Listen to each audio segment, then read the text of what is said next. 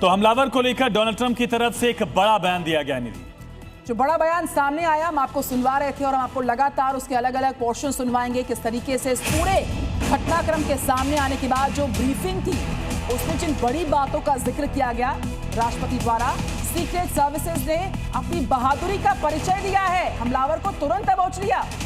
तो Donald Trump इसको down play करने की कोशिश करते दिखे। इसी पर चर्चा के लिए खास मेहमान हमारे साथ कनेक्ट हैं और रविंदर सचदेवा सर, विदेश मामलों के जानकार, कर्नल रिटायर्ड तेज टिक्कू सर, साथ ही नेहा पंजी, वरिष्ठ पत्रकार हमारे साथ जुड़ चुके हैं। आप तीनों का बहुत स्वागत है। रविंदर सचदेव सर, पहले आपके पास आऊंगी। ट्रंप की डिनर पार्टी में 2600 मेहमानों का आगमन हो चुका था और उस दौरान हमलावर ऑल ऑफ अ सडन कहीं से आता है। ये पूरा घटनाक्रम ये दर्शाने के लिए काफी है कि कॉन्स्पिरेसी बहुत बड़ी थी, स्ट्रेटेजिकली एग्जीक्यूशन की पूरी प्लानिंग थी। हमलावर काफी पास पहुंच चुका था, समय रहते ये फेलियर साबित हुई है। एक हत्या की साजिश को इंकार कर सकते हैं या नहीं डोनाल्ड ट्रंप की, इस पर आपका पहला quick reaction Ravinder Sachdev sir. Thank you, pleasure आपके साथ। मेरा पहला रिएक्शन है, I don't think it's a conspiracy, I don't know. Okay, so हमें जब पता नहीं है तो मैं नहीं कहूंगा कॉन्स्पिरेसी है। बहुत सारे लोग इन्वॉल्व हो सकते हैं, पीछे कुछ हो सकती, साजिश एंड ऑल, अकेला भी हो सकता है। Chance I don't no really क्या है, किसी को कुछ पता नहीं, दैट इज वन। बट जो है वो बेसिकली दो चीजें तो क्लियरली है। एक तो FBI का बहुत बड़ा फेलियर है, क्योंकि इवेंट से पहले या सारी इंटेलिजेंस की जिम्मेवारी FBI की होती है, राइट। जब इवेंट हो रहा होता है और अंदर हॉल है, वहां पे प्रेसिडेंट है और उसकी इनर सिक्योरिटी जो है वो US सीक्रेट सर्विस की रिस्पॉन्सिबिलिटी है, राइट। उस कमरे में वहां भी FBI होंगे। बट पहली बात, जैसे अगर हम माने कॉन्स्पिरेसी है सोचे, तो ये तो FBI एजेंसीज का काम है फाइंड आउट कर लेना कि भाई कॉन्स्पिरेसी बन रही है, चल रही है, यही तो इंटेलिजेंस है, राइट। तो एक वो फेलियर है। दूसरा फेलियर कहें या इंसिडेंट है, यस, कि सीक्रेट सर्विस का भी अपना प्रोटोकॉल होता है। वो फेलियर ये है कि ये तो बॉल रूम है, ये होटल के अंदर है, लॉबी में कहीं मान लिए मेटल डिटेक्टर था, वहां से लोग जा रहे थे एंट्री, तो ये वहां फंस गया, पकड़ा गया, उसने फायरिंग शुरू कर दी। पर होटल के बाहर, होटल के गेट पर वो भी तो सिक्योरिटी रिंग्स होंगे। जब प्रेसिडेंट का इतना बड़ा इवेंट है, नॉट ओनली प्रेसिडेंट, सारी की सारी कैबिनेट बैठी हुई है इनकी, वहां पे वाइस प्रेसिडेंट भी है। प्रोटोकॉल में तो होता है अगर प्रेसिडेंट मारा जाता है तो वाइस प्रेसिडेंट दूसरी लोकेशन में होता है ताकि वो टेक ओवर कर ले, right. That's normally the protocol. और यहाँ तो JD वैंस भी था। तो जब इतनी हाई प्रोफाइल गैदरिंग है तो सिक्योरिटी का जो चेकिंग वेकिंग होनी है वो केवल लॉबी के बाहर मेटल डिटेक्टर पे होना कुछ एक लैप्स दिखता है। So it's definitely a lapse. अब जहां तक रहे कारण कुछ भी हो सकते हैं। ईरान जंग चल रही है, कोई उसके द्वारा हो, ईरान की किसी इंटेलिजेंस एजेंसी ने कुछ करवा दिया हो, देश के अंदर भी बहुत इनके डिविजन हो सकता है। इसकी आपको मैं एक इंटरेस्टिंग पैरल देता हूं। 1981 में रोनाल्ड रीगन जो प्रेसिडेंट था, इसी होटल के बाहर उस पर अटैक हुआ था। वो अंदर एक स्पीच दे के बाहर आ रहा था, अपनी गाड़ी में घुस रहा था, एक बंदा था, आई थिंक उसका नाम जॉन था, हिंकली, उसने इस पर गोली दागी, रेगन इंजर भी हो गया था। और उसे पता है क्या कारण था? उस बिल्कुल 40 साल पहले घटना हुई थी जिसका जिक्र आपने किया सर। अमेरिकी राष्ट्रपति डोनाल्ड ट्रंप बाल बच गए। दरअसल सीक्रेट सर्विस के जवानों ने जान बचाई है।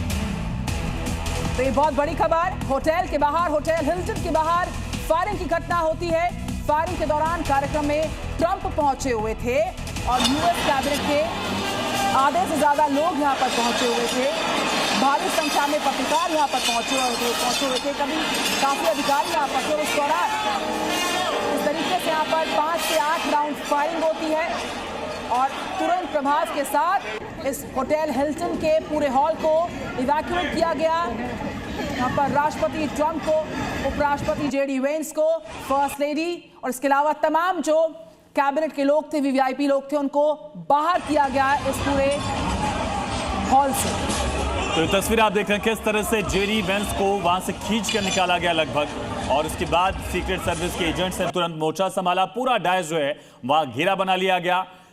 जवानों ने डोनाल्ड ट्रंप को सुरक्षा घेरे में ही सेफ हाउस में पहुंचाया। तस्वीर आप देखिए, झुक करके इस तरह से डक करके डोनाल्ड ट्रंप यहां से जा रहे हैं और चारों तरफ उनके सीक्रेट सर्विस एजेंट्स हैं। पहले फायरिंग की आवाज आती है, डोनाल्ड ट्रंप समझ नहीं पाते, उनके बगल में एक मैट्रिक्स खड़ा था, वो तुरंत सतर्क हो जाता है।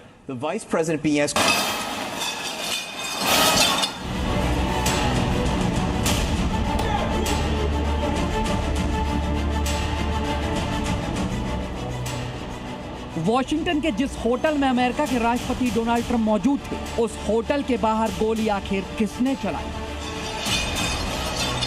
राष्ट्रपति ट्रंप और मेलानिया के साथ उपराष्ट्रपति जेडी वेंस समेत कई लोग होटल हिल्टन में मौजूद थे।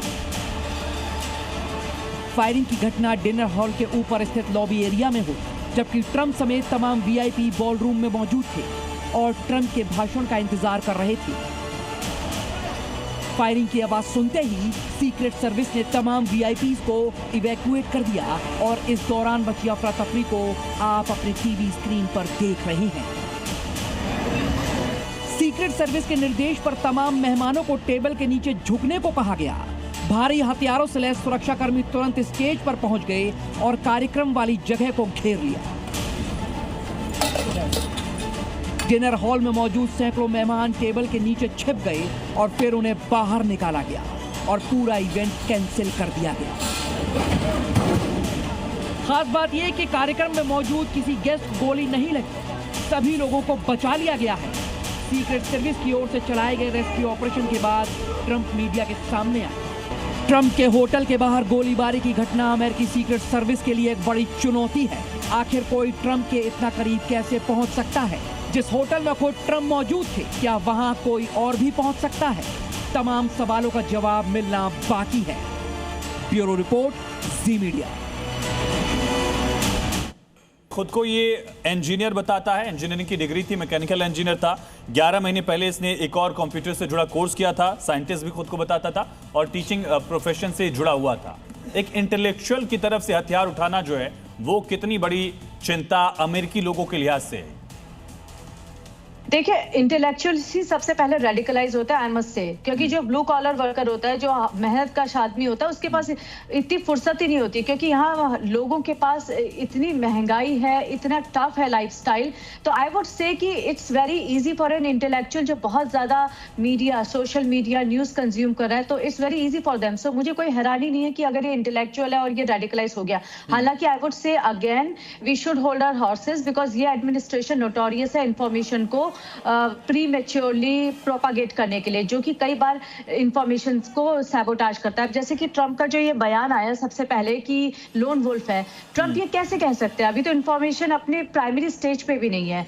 और दूसरा, मैं जो मयंक जी की बात से थोड़ा सा डिसएग्री करूंगी। आई वुड से कि this is a security breach, क्योंकि जब मैंने यहाँ के कई लोगों से जो सुना, उनसे जानकारी मेरे को मिलती है, तो जब एक पॉडकास्ट में भी ट्रंप जाते हैं, जो कि बहुत ही ज्यादा सिक्योर और सेफ एनवायरनमेंट होता है, कितने किलोमीटर्स तक, कितने माइल्स तक और कितने एरियाज को सील, सिक्योर और एयर टाइट किया जाता है, उसका आप अनुमान नहीं लगा सकते। इवन पार्किंग एरिया को भी सील्ड किया जाता है। So I am not gonna be very appreciative of the security breach. ये एक सिक्योरिटी ब्रीच है और मैं इन लोगों को बिल्कुल भी बेनिफिट ऑफ डाउट नहीं दूंगी। और तभी इसी कारणों की वजह से यहाँ कंस्पिरेसी थ्योरी सर उठाती हैं और इतना बड़ा जो यूएस में से जो एक ट्रस्ट डेफिसिट है, वो एडमिनिस्ट्रेशन के बीच में बनता है और पब्लिक के बीच में बनता है। और इसी टीचर की तरह अगर ये है तो लोग रेडिकलाइज होते हैं, बिकॉज दे हार्डली ट्रस्ट कि इनके पास इनको जो जानकारी मिली वो सच है। पास साथ ही साथ मयंक चौबे हमारे साथ है, दोनों मेहमानों के पास लौटेंगे। इस बीच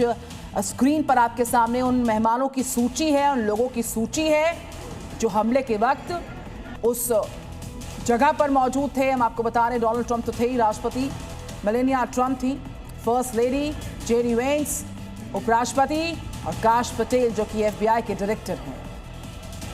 इसके अलावा प्रेस सेक्रेटरी कैरोलिना लेविट और तुलसी गबार्ड को आप देख रहे हैं, उनकी तस्वीर है। स्कॉट बेसेंट, पीट हेग्सेथ, ये तमाम बड़े दिग्गज उसी होटल में मौजूद थे, होटल हिल्टन में मौजूद थे जिस वक्त ये हमला हुआ। नेहा के पास मैं जाऊंगी। नेहा, जब ये पूरा हमला हुआ था, जब ये मल्टी लेड सिक्योरिटी को ब्रीच किया गया था, इस बात को हम बार बार कह रहे हैं क्योंकि ऐसा वाकई में हुआ है। उसके तुरंत बाद एक सोशल मीडिया पर पोस्ट आता है ट्रंप की तरफ से जिसमें सिक्योरिटी सर्विस की सराहना हुई थी। और अभी जो उनका एक ब्रीफ आया है सामने, उसमें भी उन्होंने सिक्योरिटी सर्विसेज के काम को सराहा है। लेकिन जिस एंड से ये मेजर लूप होल हुआ है सिक्योरिटी ब्रीच का, वहां पर भी तो एक बड़ा लूप होल सिक्योरिटी सर्विसेज उसके लिए जिम्मेदार है। मैं समझना चाहूंगी आपसे कि अपने संबोधन में अपने पोस्ट में बार बार सिक्योरिटी सर्विसेज की सराहना करना कि उन्होंने मुझे बचा लिया है।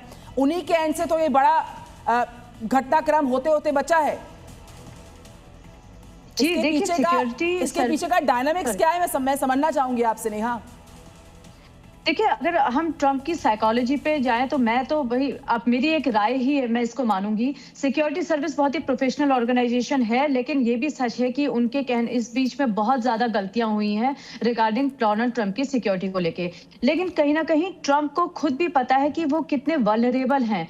तो अगर वो अपनी सिक्योरिटी फोर्सेस को क्रिटिसाइज करने लगेंगे तो मुझे ऐसा लगता है, ये मेरी सिर्फ एक राय है, कि ट्रंप अपने उस वल्नरेबिलिटी को छुपाने के लिए और ये अपने आप को, शायद ये वो उनका सेल्फ अफर्मेशन है, या फिर वो अपनी सिक्योरिटी फोर्सेस को पॉजिटिव रीइंफोर्समेंट देते हैं कि मुझे आप पे पूरा भरोसा है और आप ही मुझे बचा सकते हैं। तो कहीं ना कहीं I think it's like a coping mechanism में भी, और या ये भी हो सकता है कि डोनाल्ड ट्रंप जेन्युइनली इस बात को बिलीव करते हैं। तो मुझे तो बस यही डायनामिक समझ में आती है, क्योंकि कहीं ना कहीं ट्रंप ना, मुझे ऐसा लगता है कि उनकी एक खुद की रियलिटी है जिसमें वो हर चीज को बहुत ही बेहतर, ट्रंप के गुरु हुआ करते थे, शायद उनके मेंटोर, जिनका मुझे नाम अभी ध्यान नहीं आ रहा है, उन्होंने ट्रंप को दो चीज सिखाई। एक तो उन्होंने बताया कि अटैक अटैक अटैक, आप कभी भी अपने ऑपोजिशन को ये मौका मत दीजिए कि वो आप पे अटैक करे, आप डिफेंसिव मत होइए, आप अटैक मोड पे आइए।